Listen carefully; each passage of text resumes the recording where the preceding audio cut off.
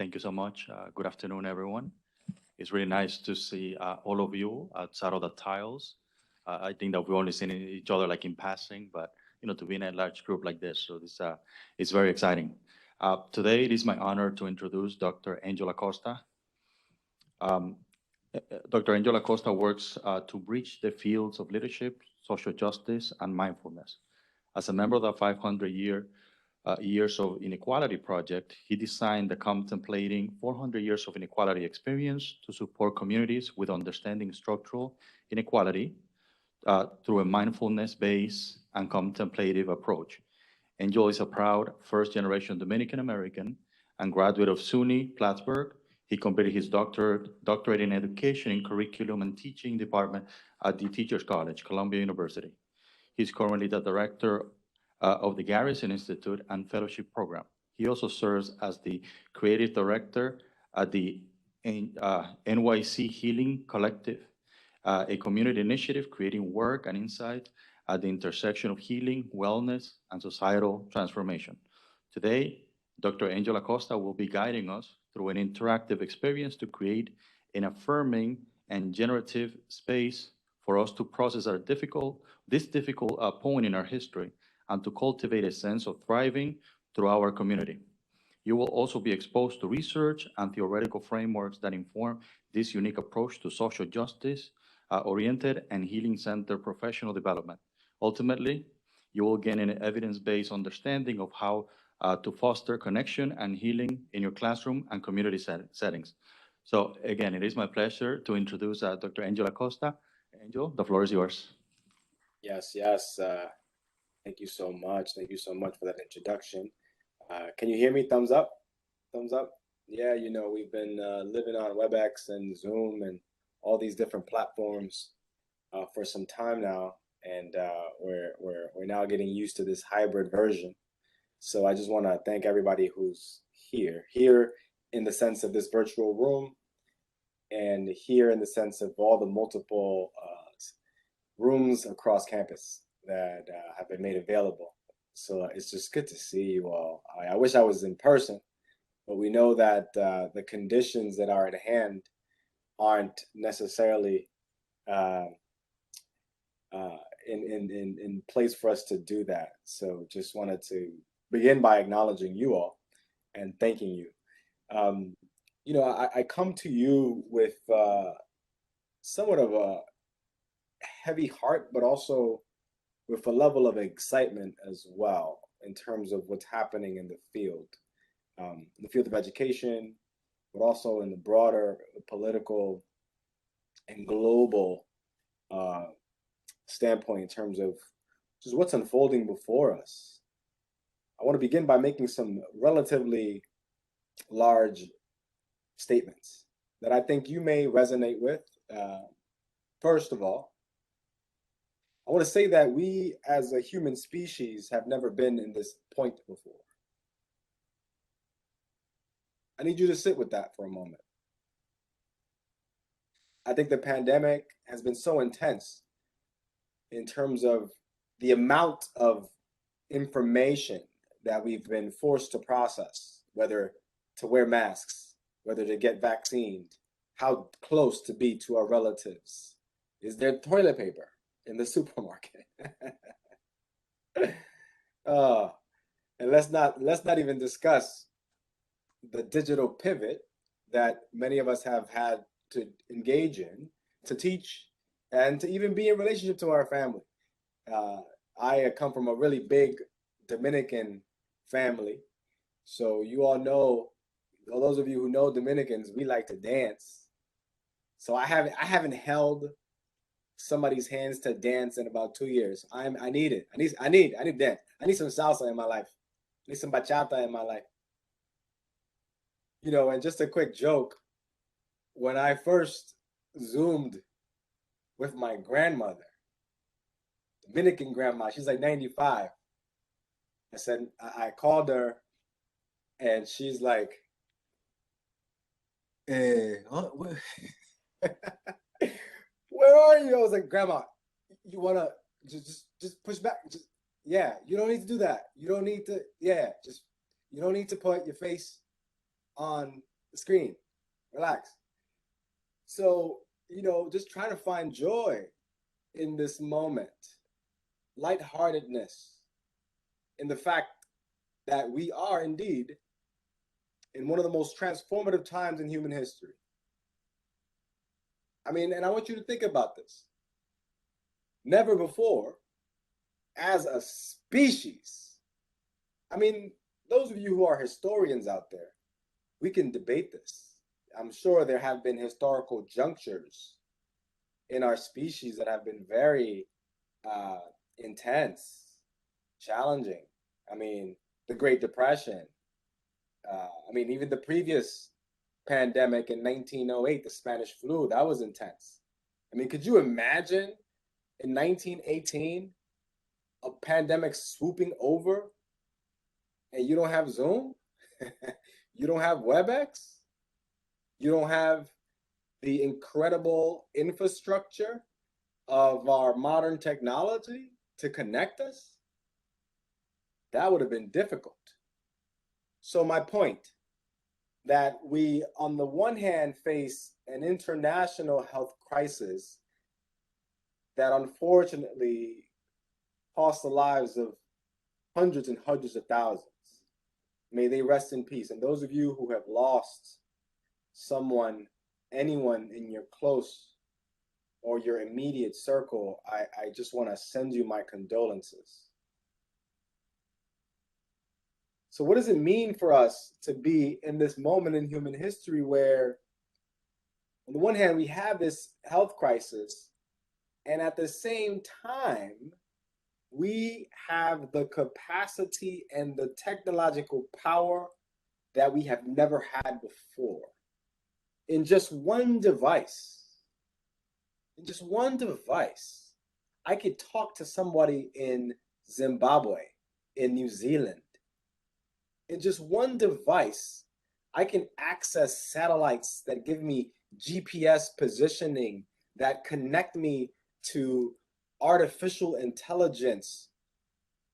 So just sit with that paradox that right when we are dealing with an incredible, difficult health challenge and in pandemic, we also have at our disposal some of the most powerful technologies. Some of the most powerful tech. So that's why I mean by we've never been here before as a human species. And then let me be even more clear. One, there's the health challenge. Two, our sophisticated technological infrastructure is incredible. Three, we are experiencing ecological challenges with climate change. Regardless of where you stand on the political debate around whether climate change is real, the fact is it's a little hotter outside. Hurricanes are coming a little more intense. So you have the technological infrastructure, the health challenge, climate change, and then you all know this last year and a half, the so-called racial reckoning unfolding, coming to us, originating with the murder and the passing of George Floyd, Breonna Taylor, and the names upon names and upon names that I don't even have time to name. So that adds another layer. Racial inequality, still pervasive. 400-year legacy. And those of you and those of us who are still struggling to take in the fact that, yes, even though slavery's over, even though some of those structures no longer exist, they still impact. Intergenerational trauma is real. Have a system that evolved from slavery to the convict lease system, to the prison industrial complex, to redlining, to housing policies that continue to short and derail the life expectancies of folks of color. So, again, I say, we have never been here before as a species, where we are so sophisticated technologically Yet, if you look close in terms of the racial hierarchy that we tend to not want to talk about, racism is still there. Sexism is still there. Women still only get 75 cents to the dollar. So I say this all to begin to ground our conversation in just what is, the reality that is before us, and to get us excited about this coming semester. Because even though times are challenging, and sometimes, honestly, every week I feel like every week that passes, I feel like it's a decade. Like, I look back, I'm like, wow, a lot happened last week. So much. So what I want to do today is walk you through a couple of slides with some theoretical frameworks and some research to get you excited about how to understand collective healing, how to understand collective trauma, how to understand some of the most exciting frameworks in the academy right now when it comes to understanding life in a pandemic. You know, you may call it post-pandemic. Some might call it trans-pandemic because we're not really post-pandemic yet. I wish we might be in a transient state where we are just evolving through it.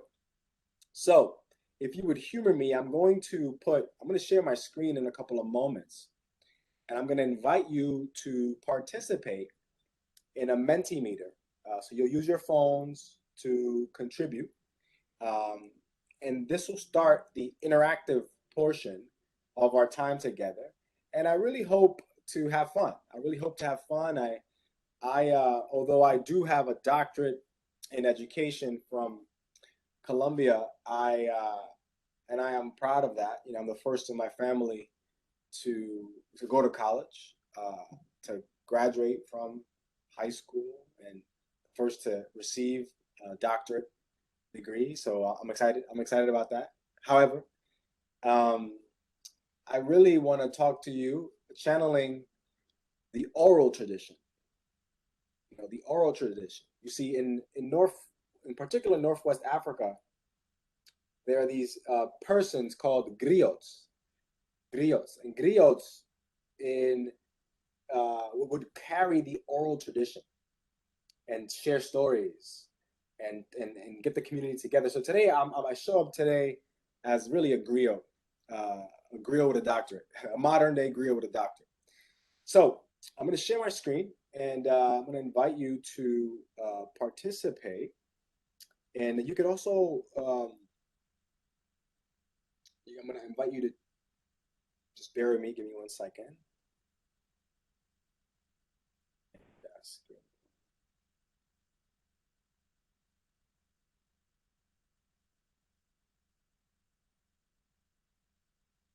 Yeah, can you all see my screen?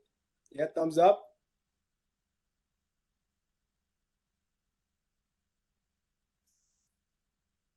I'm gonna put in the chat. I'm gonna put a link in the chat. So if you're online, you can click that link, and if you're in person, you can go open up your phone and go to www.menti.com. www.menti.com. You can see it at the top of the screen, and put that code 12431, and we're gonna go through a series of questions just to see how folks are showing up and to get some data around how you feel about certain topics. This is all anonymous. So go ahead, don't be shy, take your phone out. I'm gonna do it as well. Menti.com, and then put the code 12. Yeah, excited. Harried. Oh, talk to me. Stressed. Happy. Hopeful. tired, hungry, oh, fatigued, fatigued. Oh, blessed. Yes, indeed. Anxious, anxious, tired of the pandemic. Talk to me. I'm done. I'm done with COVID. Uh, the link is in the chat. I'll put the link in the chat again. It should go to everyone. Let me know if it didn't. It should go to anyone. Shannon, let me know if you got it, Shannon. I'll send it to you directly if that helps. I just put the link in the chat. And oh, yes, thank you. Perfect. So let's look at this. Grateful, confused, fatigued, thankful, relieved, Dominican, yeah. Platano power, overwhelmed. You know, so a couple of things to consider as you see folks contribute to this.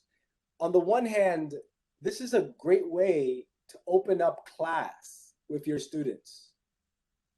You see, just like our previous colleague was talking about mental health, what you want to understand is that this semester is going to be, there's no word to describe it. You know, I felt like 2 months ago, as we were turning to planning for the fall, most of us were like, all right, okay, I can do this. I can show up in the classroom. I can teach. And then all of a sudden, especially in New York and the United States, Delta was like, nah. So I know that as we turn to the semester, things are stressful for us. So what you want to do, you want to create practices to tap into the emotional landscape of your students. So for example, when I teach class, I would start with a Mentimeter just to see how people are feeling, right? Encouraged, missing my child, enthusiastic, blessed, tired, stressed, right? And that gives me a sense of the full array of emotional expressions and states, sleepy, right? So that this informs me. This tells me I need to, in this moment right now, I got to step up my energy. I got to step up. And yeah, I mean, sometimes there's a question coming up in the chat of inappropriate terms.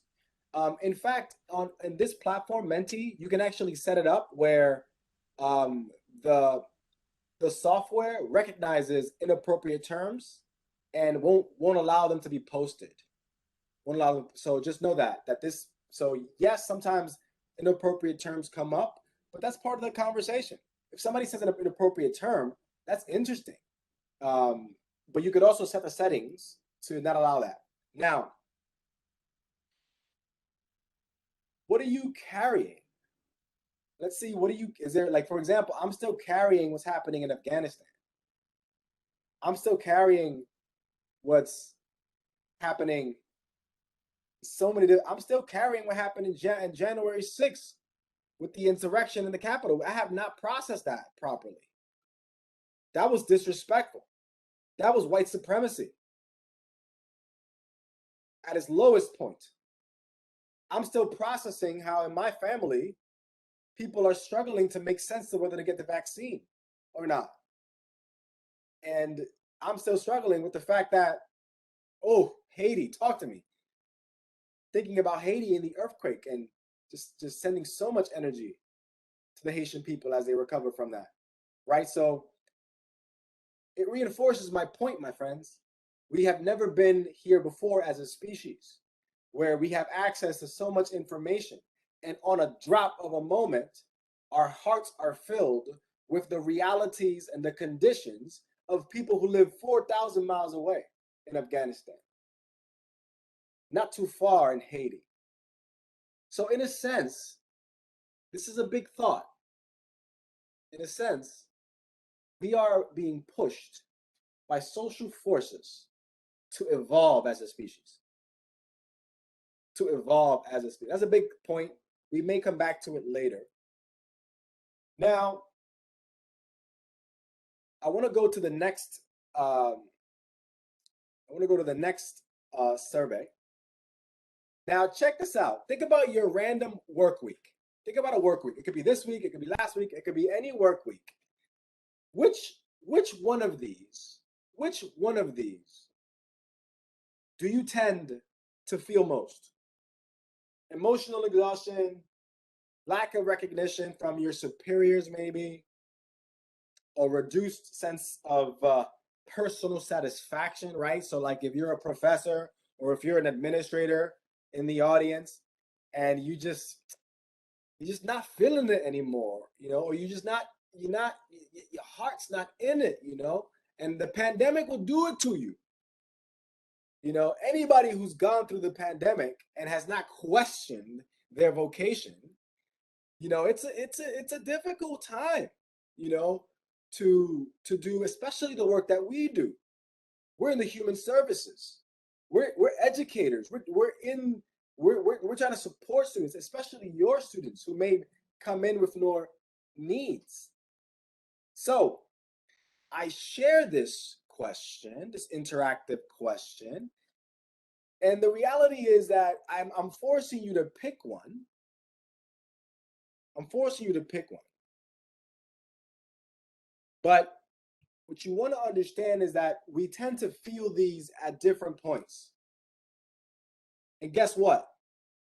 Emotional exhaustion, lack of recognition from your superiors or your bosses, a reduced personal satisfaction in the work that you are doing. These are signs of, guess what? Burnout. Burnout. Let me say that again. Burnout. Thank you to y'all. And thank you for the chat. I'm getting a lot of life in the chat. Listen, 40 years of social science and health research has documented that when people are beginning to feel emotional exhaustion, a lack of recognition from their superiors, and a reduced personal satisfaction, that is the beginning of burnout. Of course, there are other metrics and measures, but what I want you to feel into in this slide, in this moment, is that on some levels, the pandemic and the many challenges that are before us that I mentioned before, the ecological one, the social one with racism and how it still exists, with sexism and how it still plays out, and all the other forms of oppression that are still there structurally. We are burned out, my friends. As a society, we are burned out. And as individuals, we tend to feel it more. I don't know about you, but I feel like I'm working harder than ever before. I don't know about you, but I feel like time is going by faster and faster and faster. In fact, I just became a father. My son was just born 2 months ago, and I don't know what to do with myself. I am utterly overwhelmed. I am so behind on emails.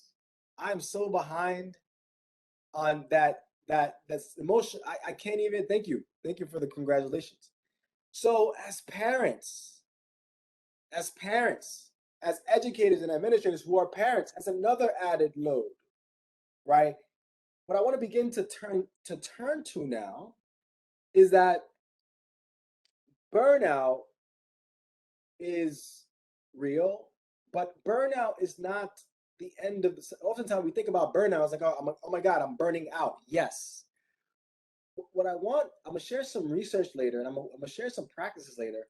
That burnout, as long as you notice, like for example, if you notice you're getting emotionally exhausted, if you notice you're kind of not feeling work anymore or in the moment, if you notice you're not getting what you need in terms of feedback from your administrators, if you notice in advance and then you provide interventions for the emotional exhaustion. So you engage in some self-care, you go to therapy, you engage in some mindfulness practices, some yoga, you get a vacation, you take some time off, you pace yourself.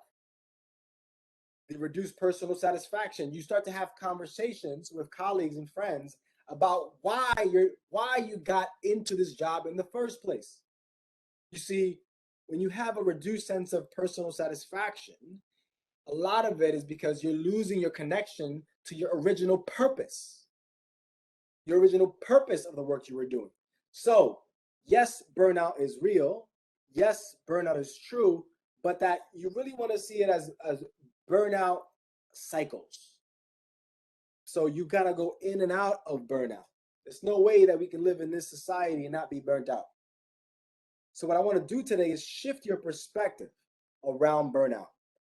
That it's okay to burn out, but it's not okay to continuously put yourself in situations that exacerbate emotional exhaustion, reduce personal satisfaction, and lack of recognition. And I'll talk to you later about how this relates to healing and how this relates to the work we do with our students.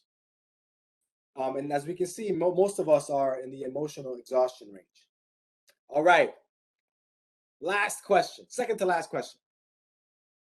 Think about your students, whether you're a professor, whether you're an administrator, what do you think is a student's most fundamental need? I'm gonna have to take my shirt off with this because I'm hyped. Most fundamental need. Yeah, we got a counselor in the house. Thank you, Tajal. Thank you for the congratulations again. Belonging. Yes, belonging is so important. Let's see. Most of us are in the belonging camp. Team belonging is in the house. Team competence trailing behind. Team autonomy just slightly behind. So we have a lot of us thinking that belonging is students' fundamental need, right? And let's think about that for a moment. Why? Ask yourself, why? In the chat, if you're there, somebody put, why is belonging the most fundamental need from their perspective, right? Why? It's a human need, right? The need to feel a sense like somebody understands you, somebody knows you, somebody understands the context from which you come from. The teacher or the professor or the counselor knows that you are part of a community, that you are nurtured. We see you. We see you. So belonging, especially nowadays, with how we know that our systems are still reproducing inequality and racism. So our students need to be supported as much as possible, right? Now, guess what? It's actually a trick question. It's a trick question. Why? Because yes, belonging is very important. But I kind of pushed you to pick one. But in fact, all of them are important. All of them are important. Belonging, a sense that you are part of a community, and that yourself is respected in that community. Autonomy, a sense that you have control over your life or control over an aspect of the process. In this case, education, right? So if you're in a classroom and you're doing a great job at making sure students feel great in community, yet your curriculum is a little rigid and doesn't create space for students to engage in assignments that allow them to find themselves, allow them to do what they want to do, that allow them to explore the topics that they want to explore, then there's a little bit of imbalance there. So autonomy is incredibly important. And competence, the feeling that you have mastered something, the feeling that you have been able to arrive at an understanding of a particular subject matter or habits that nurture you, that do you know how powerful it is when you facilitate an experience for young people and students, and even if they're older students like parents, where they can feel competent, like I can do this. That's incredibly powerful. Incredibly powerful. So I share this because part of what I want you to think about in the fall is, as my previous colleague said, around mental health and asking students how they're doing, and and developing their what's called pro-social skills. And by pro-sociality, I mean trust, building trust. I mean collaboration. I mean creativity. I mean teamwork. all of those, and forgiveness, all of those are pro-social skills. You will see that in the fall, you're going to have a lot of awkward moments with students. Because I mean, I'm kind of socially awkward right now, and I'm in public. I'm awkward. The pandemic has really limited my ability and my range of being able to articulate my needs. So you'll see that on top of, as if you're a professor, if you're a counselor, on top of delivering a curriculum, executing a syllabus, you're going to have to do a little bit of extra work, social emotional work, to one, ensure that there's a sense of belonging in your classroom. Two, creating opportunities in your curriculum for students to have a sense of autonomy. And three, possibly cultivating experiences that enable students to feel a sense of competence, at the very least in one aspect of what you're teaching. And then a very provocative question came up in the chat. Can autonomy and belonging be antithetical sometimes? You know, that's a fascinating question. I'd love, Gene, if you could tell me more about that. Give me an example. I do think that there are times when, for example, there is a very clear technical course that you're teaching.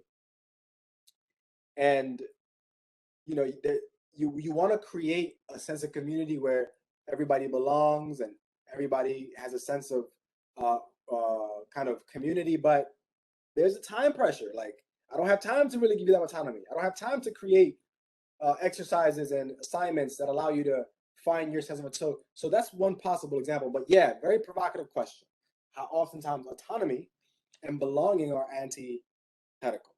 Now, one last question, and I promise you, we'll get into some deeper, juicier material. The last question is this. Let's see what's coming up for us. You counselors, you educators, staff, administrators. Like, when it comes to this upcoming semester, what are the issues that you're most concerned about? Sickness, talk to me. Students' mental health, talk to me. What else? Being proactive rather than reactive, preach. The Delta virus, another lockdown. Supporting students while also supporting myself. Woo! Dealing with stress, the new normal. Keeping oneself and one's family safe. Students' mental health.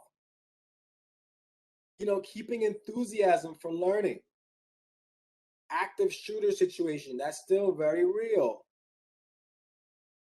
I'm most concerned about my personal location mentally and geographically. Yes.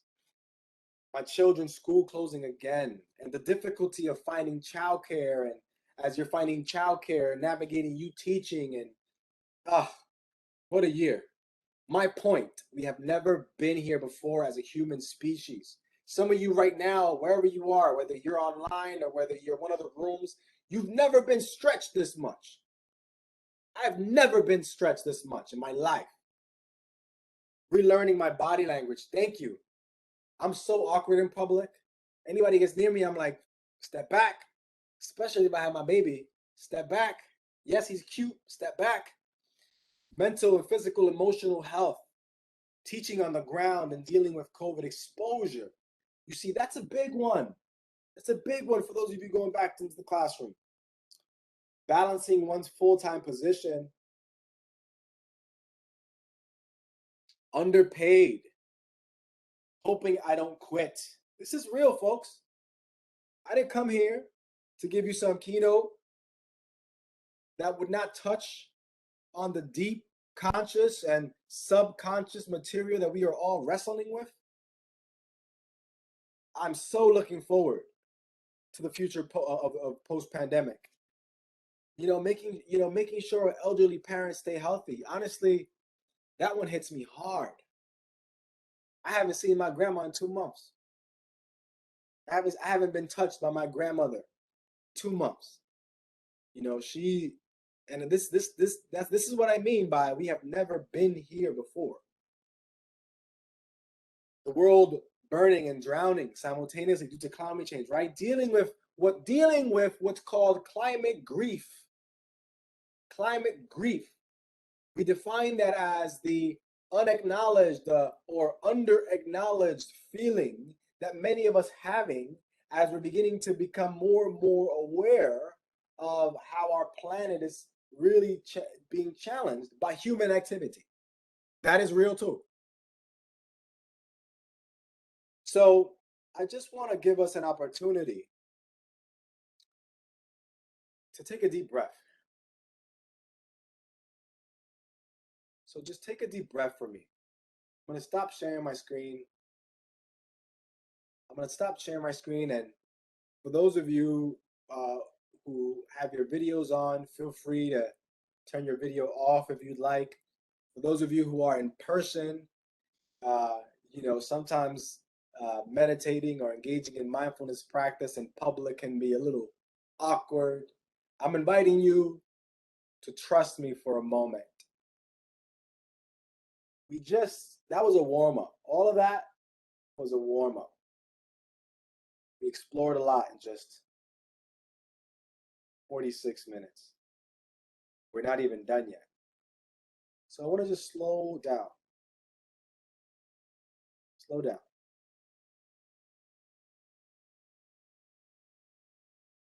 And if you feel comfortable, you can close your eyes, but that can be a little awkward sometimes. So just take a moment just to take a deep breath with me.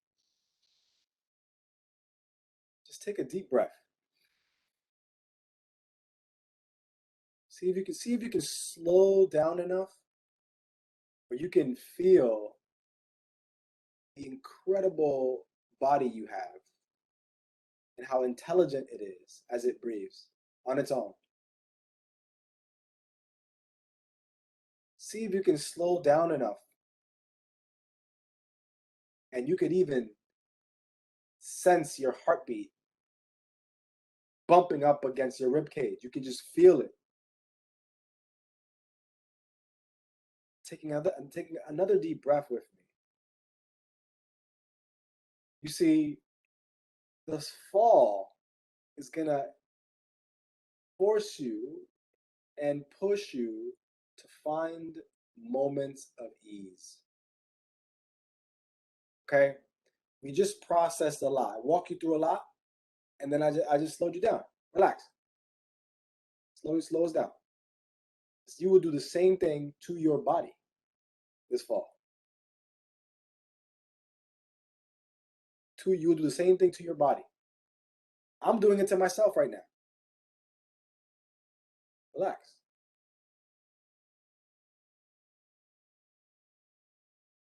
And I'm gonna break down some of the science. Because we've heard it when we're stressed out. Somebody saying, "Yo, catch your breath. Take a deep breath." Now, let me tell you why that works. At the very least, a breath. Ideally, you would take more than a breath. You would take some time to just sit and be with what's happening for you physiologically. You'd hydrate yourself. You'd eat. I know you all. You're the overworkers. How many of you don't even eat breakfast? You know, noon hits and you still haven't put something in your body. Let's be real. I know you because I go through the same thing. Sometimes I pull up and it's 3. I'm like, what? So let me honor this moment and get some water. Before I go into deeper theory and science with a PowerPoint I put together for you,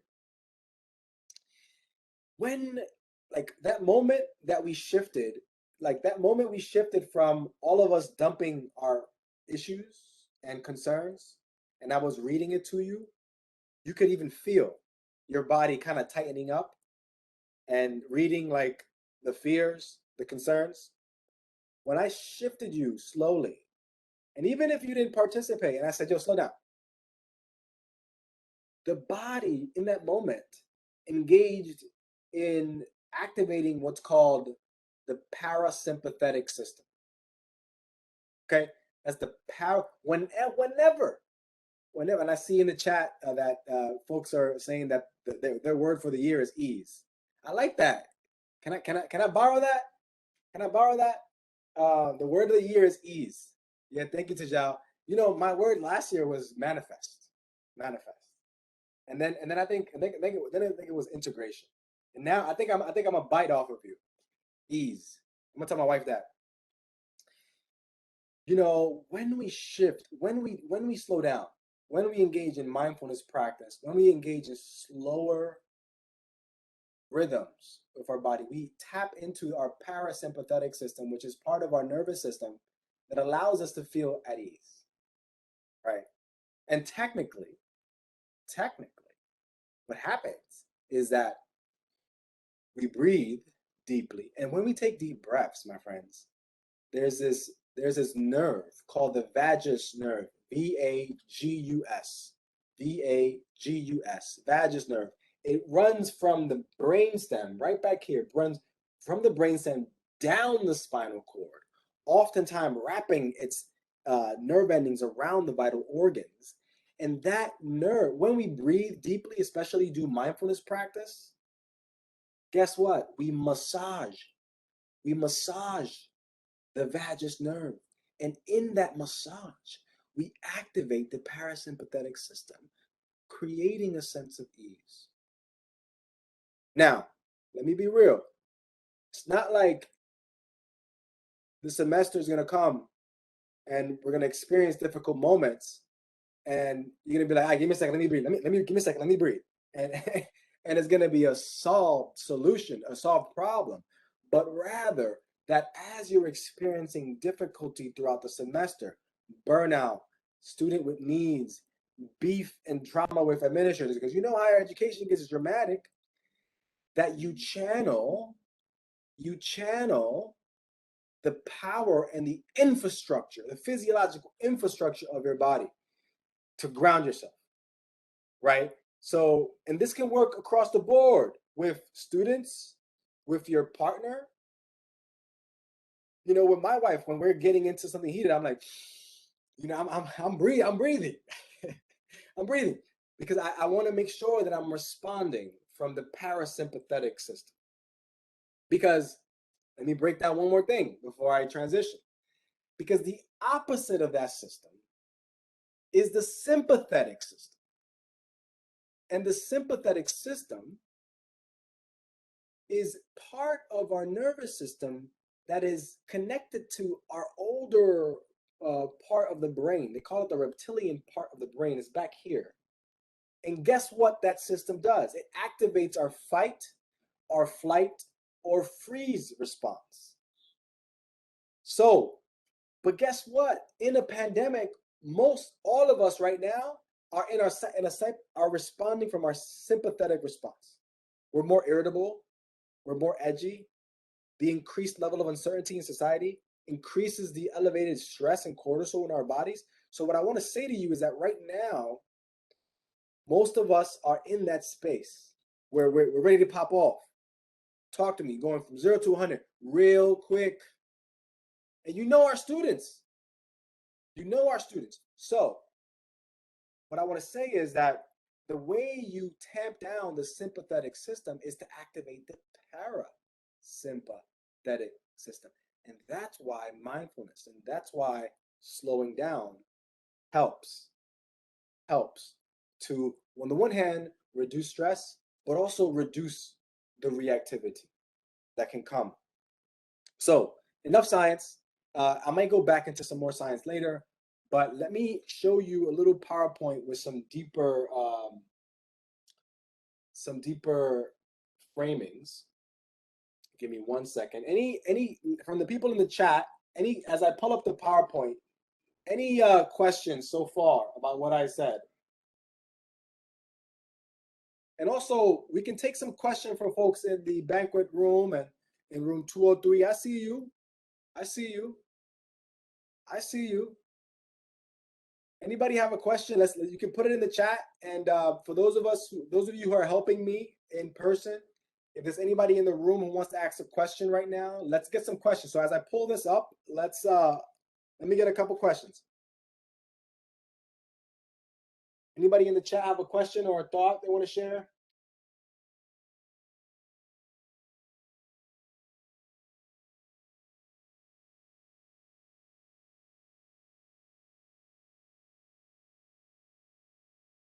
Anybody? Everybody's satisfied in this moment, which is good, which is good. So what I'm about to show you are just some theories that are grounded in very robust research. Very robust research. Okay, 10 minutes got it at the start of the Zoom with one class last semester, their choice. Yes, like you can do guided meditation. You can do guided meditations in the beginning of class. And if you don't know how to do guided meditations, play one. Play one you found. Play one you found. You could also do this thing called my colleague, she created this thing called writing for full presence. Writing for full presence.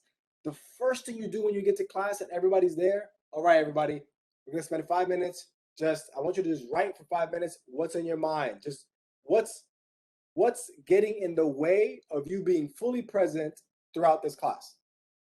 Put it down, put it in paper.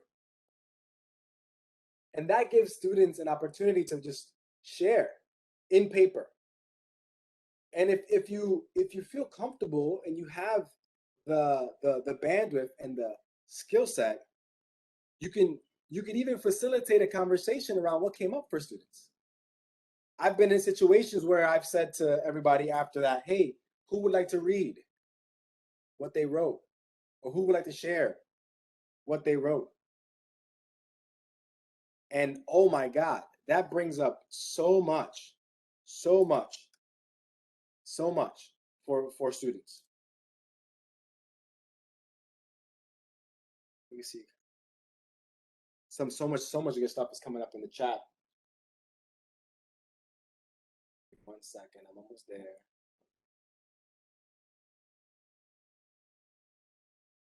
So writing for full presence is really powerful.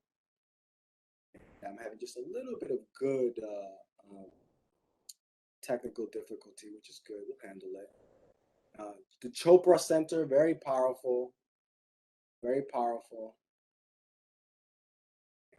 There. This is actually a good thing. This is happening to us because it allows us to even slow down even more. Slow down even more. Thich Nhat Hanh, an incredible meditation teacher. Deepak Chopra. My colleague just wrote a really good book, Shelley Tigelski. She writes about rise up, sit down to rise up, which is a great way to engage in meditation for the purpose of social justice. All right, folks, here we go. Here we go. I'm excited. Right. So what does it mean to, I'm excited. Even some of the material we've shared today can be a little bit difficult, but we got to get hyped, and I sometimes I channel my Dominican side. Dominicans are ready to throw a party at any moment. I wouldn't be surprised if, you say, let's go, and they bring the hookah. So thumbs up if you can see my screen. Yeah. Okay. Especially in the chat. Thank you. I'm gonna keep the chat open. Okay, so here we go. Just the last couple of slides to close out, and then we'll have some question and answers.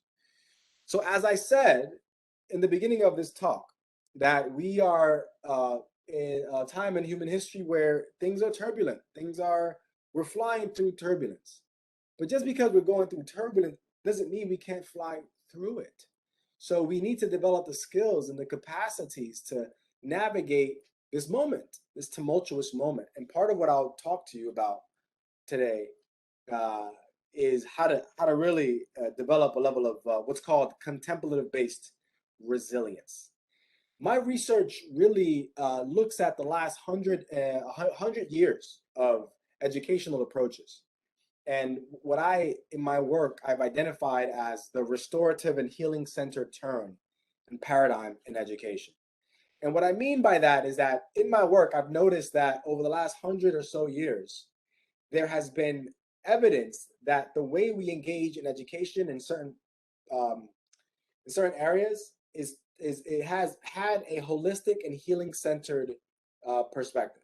So, for example, restorative justice, trying to find new ways of approaching discipline and disciplining students, right? So instead of suspending students, having conferences and having more restorative processes that enable us to not always kick students out. And we know that those students that we kick out predominantly are students of color, and the level of anti-Blackness that come from some of our punitive and disciplinary policies.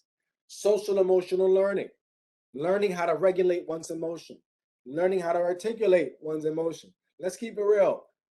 How many of us know in our student body and even in our faculty body, I'm being real, how many of us experience other people who have difficulty regulating their emotions, who have difficulty processing their emotions?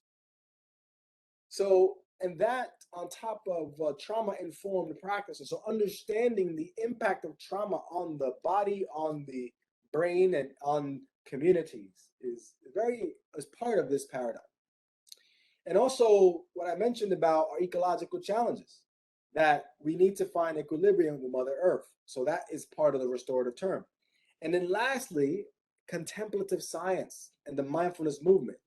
You see, it's contemplative science and the mindfulness movement, and that gives us the data, hardcore data, neuroscience, hardcore data, that gives us the data to understand what I just explained before around the parasympathetic and the sympathetic system and the vagus nerve, and how the brain responds and the body responds to contemplative practices. So this is a healing-centered term in education. It's a very exciting time. Now, here are some foundational frameworks that might be of use for you as you start the semester. Trauma-informed care. What does it mean for you to start the year understanding the traumas and the experiences of your students, right? They're obviously coming from a post-pandemic world or a trans-pandemic world. So you have to be ready to deal with some of the awkwardness and the difficulty of students navigating their pandemic experiences. So you might want to create opportunities to process how they've experienced the pandemic, or to write about how they've experienced the pandemic through your assignments. Post-traumatic stress, right? PTSD. But the reality is that it's not post, it's still happening. So it's persistent traumatic stress. So on some levels, what we're all experiencing now is a level of persistent traumatic stress. The pandemic has engendered persistent traumatic stress for all of us.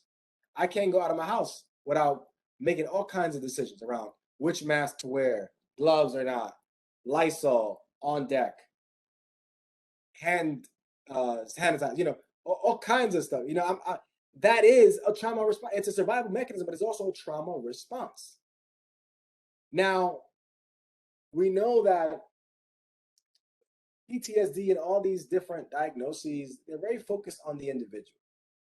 But we also know that the environment, there's a persistent traumatic environment that is also at play. So we don't blame the individual. We also look at the environment. So when we think about racism, for example, yes, structural trauma is there. Yes, anti-Blackness and anti-immigrant and anti-Asian and all those kind of hate-filled perspectives are real. And the problem is also in the environment, that we live in a society that's still impacted by white supremacy. Now, here's where I want to get you excited. That there's leading researchers are looking at post-traumatic growth. That actually leading researchers are now looking at how you can experience trauma and bounce back even harder, bounce back even faster. So it's a very exciting time to think about not PTSD, but PTSG, post-traumatic growth. There's a lot of research around adverse childhood experiences that are really powerful, understanding how early childhood experience has shaped our communication patterns and all kinds of really powerful developmental parts of our character, but human flourishing. All kinds of research on human flourishing. What are the conditions that need to be put in place in our classroom for us to thrive, for our students to thrive, for our students to flourish, but also as faculty, as staff, for us to flourish. And then lastly, mindfulness in education. These are all some of the foundational frameworks that I think you may want to consider leaning on with the level of uncertainty and challenge that are coming before us. So for example, I operate from this foundation. That's why I'm able to sustain a level of hope, a level of energy, because I'm understanding myself, my community, through this lens, a combination of understanding trauma and a combination of understanding healing and contemplative science. Now, let me go slightly a little deeper, because I know that Sister Natalia wanted me to talk about anti-Blackness and just the ways in which many of your students are students of color. And what you want to understand is that whether they talk about it or not, students of color are carrying what's called a racial wound, the wound of racial trauma. Those of us who are living in a society like ours, we have unprocessed racial trauma. And that unprocessed racial trauma can unfold in what Kenneth Hardy calls 3 dimensions. 1, an assaulted sense of self. So, for example, me as a young man of color, when I was coming of age, I had all kinds of things that the world was telling me. Oh, your pants is too saggy. Oh, your do-rag, take it off. Oh, you look a little bit like you're engaged in criminal activity. Oh, I need to move from the sidewalk across the street because I don't feel safe walking in your direction. Right? So all those messages from the media, from the environment, produce what's called an assaulted sense of self. So as a youth, as a young person, as a student at HCCC, I feel assaulted by the ways in which I'm being portrayed in the media, perceived in the community. And that assault sometimes is not even registered. So kids don't even understand what's happening because it's so pervasive. And secondly, the assault on the self becomes internalized. All of a sudden, as a young person, for example, I'm like, damn, like maybe I don't belong here. Maybe I'm not college material. Maybe they're right. I'm destined for criminal activity. And I begin to devalue myself. There's what's called internalized devaluation. But then it goes deeper. The insecurity goes into devaluation, but then there's a voicelessness. I don't have the language to talk about what's happening. It's so deep. The assault, the devaluation, and the voicelessness. So what occurs deeply is a sense of rage. So in our young people, and in some of us here, there's a sense of rage that is there, that is oftentimes not processed. And what you want to know is that George Floyd, Breonna Taylor, Elijah McClain, what happened last year was an explosion of that rage. The population, especially folks of color, could not take it anymore. Boom. You have the emergence of not just the Black Lives Matter as a movement, as a global movement, but you have in full display Black pain. And those of us who are allies, supporting, acknowledging that rage. Now, let me leave you with some just positive pointers. So what are the dimensions of post-traumatic growth? Like what happens when people experience trauma and grow after, right? One of the things that happens is that you actually experience improved relationships with other people. You have a deeper appreciation for life. You experience new priorities and possibilities, a sense of personal strength and spiritual and existential change. And the fact is this, here's the fact.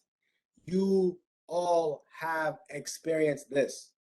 Real talk. How many of you have gone through a really difficult time in your life? You got through it, right? You got through it. A couple years later, you're in a conversation with a friend or it comes to mind and you think back. You're like, wow. You have a deeper appreciation for life. That shift, that what happened was a spiritual and existential change. So what does it mean for us to think about post-traumatic growth and then human flourishing? And this comes from the work of Dr. Kia Darling Hammond.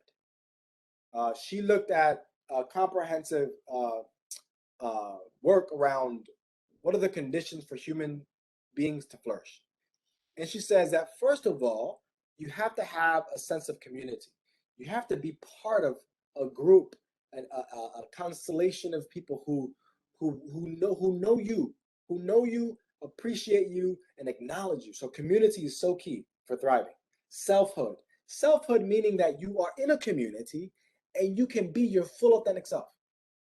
You can be who you are in all your you-ness and uniqueness and be appreciated in that community. So express your selfhood. Also, a sense of abundance, not in the sense of financial abundance necessarily, but a feeling like you have enough.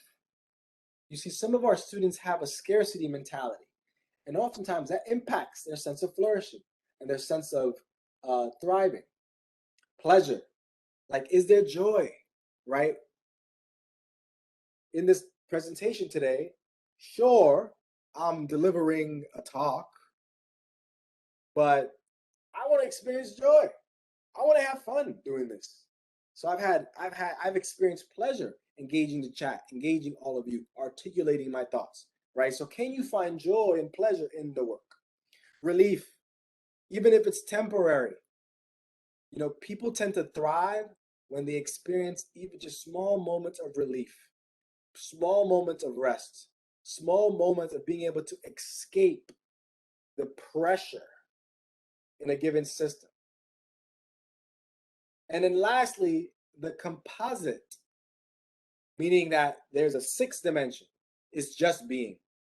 Can you create a conditions in the classroom where children, where people, where students who are parents, where they can be their full selves. They can show up, yo, I'm tired. My kids are screaming behind me. Yes, we know you. Participate in the best way you can. In fact, let's modify the curriculum a little bit to honor that experience. So what I want to close out with just this last framework, because part of combating not just anti-Blackness, but just dealing with the systems that are going to be there for a while and trying to engage in what some call collective healing. Those are big concepts. What I really want you to move into the fall with is that practice I told you about, slowing down. If you can do 5-10 minutes of slowing down each day, what I'm telling myself this year is 2 times a day, I'm trying to experience ease, in whatever that way is. Maybe I'm going to slow down my pace of walking. Maybe I'm going to slow down when I eat. And I'm going to find 2 times a day where I'm going to experience ease. But what I want to say is that in that ease, in the slowing down, here's a theory of what can unfold for you. When you slow down, when you engage in some of these contemplative practices, you actually cultivate your presence. Why? Because the more you slow down inside, the more you can be present for those outside. Because you're so present to what your internal landscape is experiencing that you can be very like right now, I'm very present to what's happening in this moment. I'm looking at the chat, I'm looking at the time, I'm very present. And then what that presence does, and that slowing down does, it actually reduces burnout. It reduces burnout because we have a little bit more control of how we're showing up. We're not being pressured and pushed different directions by the external environment. And then lastly, it actually reduces implicit bias, meaning that since you develop the habit of slowing down, you can actually see what's coming up for you as far as bias. So you can see, like, why am I responding to this kid this way? Is it something about them or is it me? you can actually create the presence and the pace to actually slow down to process your own bias. Lastly, combining all of this, you end up in the classroom or as a counselor or whatever vocation you have in the university, you can actually foster deeper engagement between you and your students because they'll see you, you'll be more engaged, you have more energy. And this can be the same for you and your life with your family. I'll close out because I want to have some questions. I'll close out by saying what I started with. We have never been here before in human history. We literally, right now, we literally are evolving as a species. Not in the bigger scales of millions of years where we went from bipedal to quadrupedal to bipedal and we stood up. No, we're engaging in a microevolution that is social in nature, that is pushing us to find more balance with our Mother Earth, to find deeper connection to those we care about, especially our students, and more importantly, to eradicate systems of oppression that do no longer serve their purpose of ensuring that all of us thrive. With that being said, thank you so much for having me, and I would love to entertain any questions, any thoughts. I hear the claps. I want to thank everybody. I want to thank you from my grandmother. Thanks you. She's here. My mom is here. The whole crew, they're here in spirit. Muchas gracias. Any questions? Any thoughts? Anything that stayed with you? Anybody disagree? I like it. I like, we got to get comfortable with this. Even the folks who don't like this stuff, talk to me. I'd love to hear voices as well. Thank you so much, Dr. Acosta. We have one question here. Jonathan? Hey, de lo mío, dímelo, tranquilo. Hey, dímelo.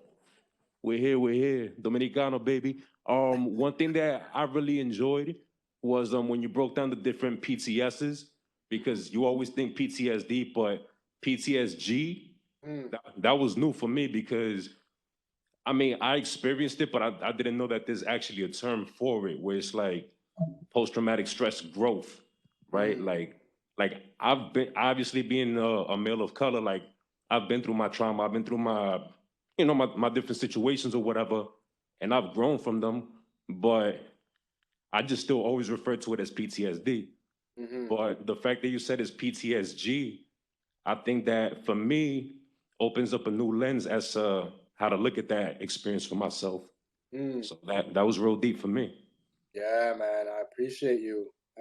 And I'm just kind of laughing when you opened up. My mom used to always joke that Dominicans are everywhere, and that's a fact. one time she joked about Dominicans being in Alaska. it's like "Mama, ain't no Dominicans in Alaska." She was like, "Yes, man, there is. With this plátanos, you could find us over there, bro. That's a fact." So I definitely appreciate you. Yeah, man. I want to just name so that moment, right? When I said PTSG and your body was like, oh, that's new. I can feel that. That is what's called cognitive reframing. So you found a concept or a process or some kind of explanation that gave you a different interpretation of a narrative or narratives that you had before. And that's big, brother. That's big. When I heard PTSD for the first time, the same thing happened to me. I was like, what? So that's what trauma does. Trauma tends to fragment us and it limits the narratives with which we engage in. We can relate, we've been through a lot. So some of those narratives are helpful to kind of build up a sense of like armor for the world. But when you slow down a little bit and you engage in deeper learning and you find other concepts, it's so good when you find another framework that expands your understanding. And that's the kind of stuff you want to create for your students, is create opportunities for them to experience reframing constantly. In fact, that's the only way that I got a chance to survive the pandemic. I mean, I was home all the time. My son was in my wife's belly. I couldn't go outside much. So I was constantly reframing what was happening. The biggest reframe the biggest metaphor that I used was that, oh, I'm on a silent retreat right now. I can't see nobody. I can't talk. I mean, I can talk to people via Zoom, but mentally that framing helped to kind of deal with the pressure of not being able to go out and be with folks in public because of the health hazard. So yeah, man, I'm just so glad that post-traumatic growth helped. And check out, Harvard has a podcast called Growth After Trauma. Growth, just Google Growth After Trauma, Harvard podcast. And there'll be a podcast that'll come up by Dr. Richard Tedeschi, who's a leading researcher in post-traumatic growth. And that podcast is like 15 minutes. And he breaks down profoundly what PTSD is. Thank you so much for that, brother. Anybody else want to have a question or thought? Angel, I think that there are two hands raised in the Yes, chat. yes, please help me there. Let's see. Let's see the hands. Could you call on them for me? Gian de Baptiste? Yeah, Jan, please.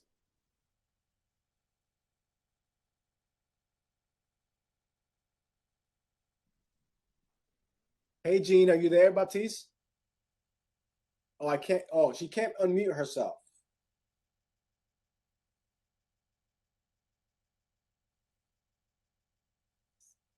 Try it again. Yeah, try now. It's locked. Okay. Let's see, Michelle Vitali, can you unmute yourself to see if it works for you?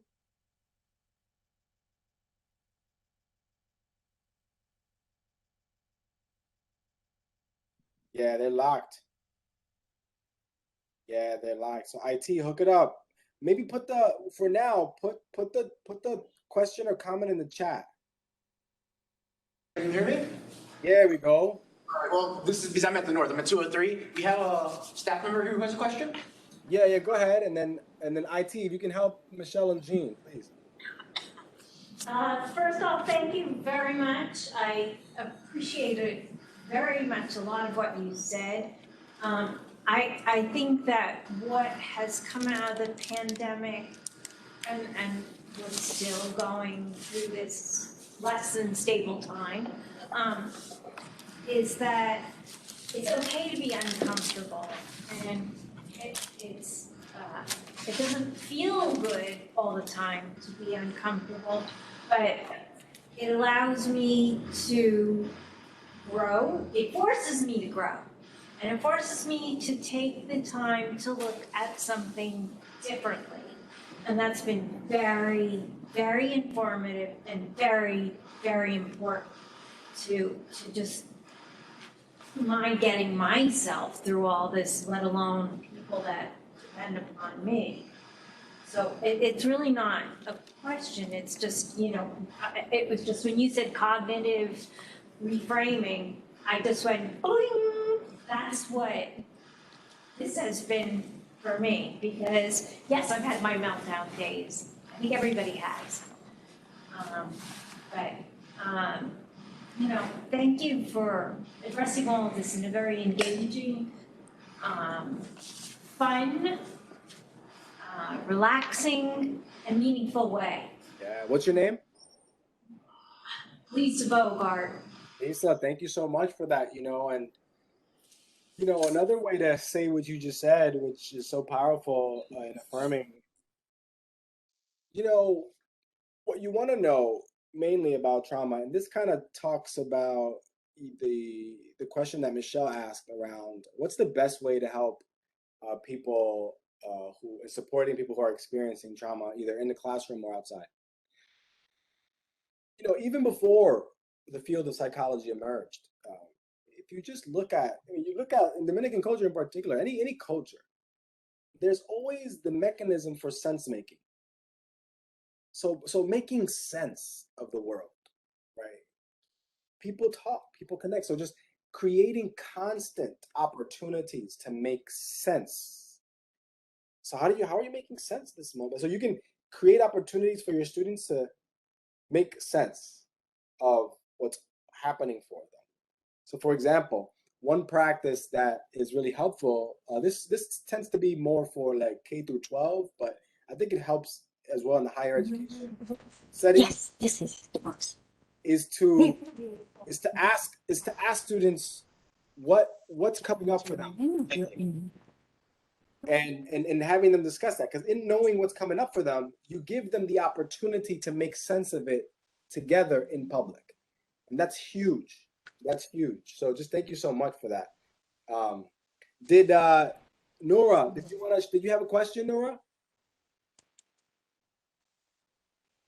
Nora, you have a question?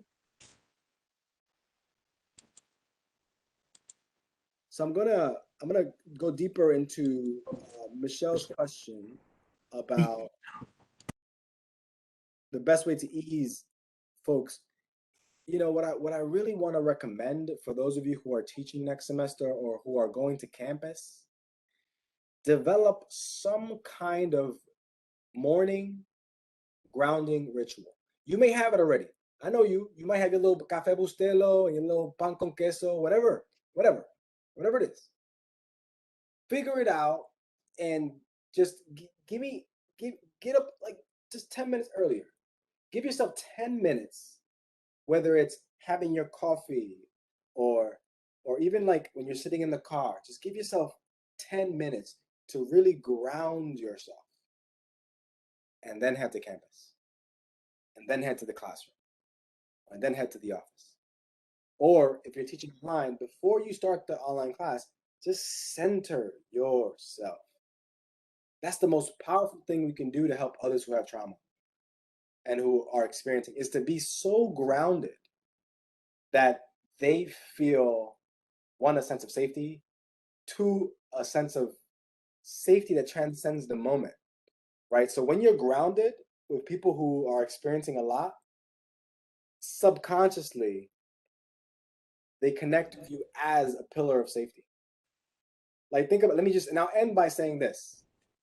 Those of you who have good relationships with your grandmothers, like when I think about my grandmother, and I'm around her, I'm immediately calmed down. I just calm down because she radiates a level of peace and groundedness that reminds me things are gonna be okay. Things are gonna be okay. Dr. Acosta, I just put my comment in the chat. I received a message from IT that I could unmute, but it's already in the chat, so someone else can speak. No. I want to hear your voice. Please share it. No, I just wanted to say thank you for the concept of, and you used the term cognitive reframing. Yes. Feeling of burnout even before the start of the semester and overwhelming with all the admin responsibilities. So one of the takeaways, because we asked, one of the practices we have our students do is at the end of a session, what was the most important takeaway? Mm-hmm. So for me today, I mean, there's so many wonderful techniques and strategies that you gave, but for me, I'm taking away this concept of restorative purpose. Right? So not to focus so much on all the what's I have to do, but the reminder of why I am doing it makes a big difference. So thank you for that. Major. Yeah, and see if you could, if it helps, ask students to tap into the practices that they already have and that their cultures already have. There are students who come to us with so much. They may not see it, like those students who may be from the hip hop generation, right? Hip hop is actually a practice of survival and resilience, right? So we tend to shy away from it because of its edgy and its dysfunctional features. But in fact, hip hop is a powerful tool that supports our young people with surviving extremely oppressive environments. So just really thinking about what are the the things, the material that are already existing in students, and then highlighting how those are really good, and supporting them with creating their own rituals, and knowing that there's a larger restorative turn that's unfolding right now. So you'll see a lot of people doing yoga, mindfulness, healing, sound healing. I was doing sound healing last night with a couple people. And it's going to become more the norm. It's going to be less like new agey and weird. So just, it's an exciting time to be alive, I think. We have a lot to think about, a lot to do. So we're at time. It was a pleasure. Natalia, we can do one more question. Who has that question? Could you bring that question forth? I believe Michelle was online to ask the question, so maybe Michelle, Yeah. if you could unmute and ask your question. Yeah, he did a great job answering it. I really appreciate what you said, because a lot of times you don't know how to respond when somebody's getting upset, and the talk is so emotional, and as somebody who's trying to be an ally, it gets overwhelming. So I really appreciated your advice, and I wanted to thank you for that. Yeah, let me add a little more, because you added some more detail there. Because, you know, I want to be real. We don't know what to expect in our classroom this year. You may be teaching, you know, whatever course you're teaching, and all of a sudden there's a conversation that erupts, feeling or whatever in the classroom. And so, you know, one, being grounded and just kind of really exuding a sense of groundedness, but two, when like a student is expressing difficulty and there's like a pause, right, when they stop talking, or one good thing is to kind of like invite them to think about how they're feeling physically. Because what that does, it brings them into their physiological just infrastructure, and they're able to name physically what they're feeling. And then in just asking them that, and then just you actually affirm their feeling.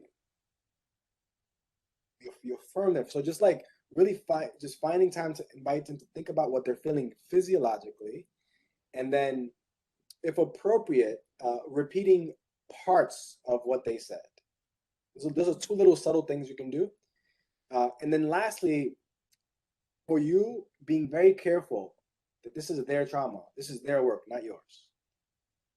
Right? Because sometimes we have really big heart, and then the expression of the trauma is like, oh my God. And then as empath, you take it all in. And all of a sudden you're the one like, oh my God, but the stuff is not even yours. So that's why you want to be grounded, so that you're there. This is their work. You're just trying to be a conduit for its release and its processing. So I just want to thank you so much for that, and I feel like you should have a PBS channel or something. Every morning, people should tune into this. You're just so great. Thank you. I want to be the Dominican Mr. Rogers. That's what I want to be. Exactly. I'm gonna start off with. Thank you so much for that. Yeah, if I could ask for that hand of applause for Dr. Acosta. This was incredible. Digital clap. And we are right at the heel of the next program. We're going to have an all-college council meeting starting as of 3 minutes ago. So I would like to encourage all of us to make our way there. But Dr. Acosta, thank you so much. We'll collect some of the resources that you might be able to share with us, and Yes. we'll be happy to share with the rest of the community. Yeah, thank you so much. Take care, everybody. We're going to be fine, okay?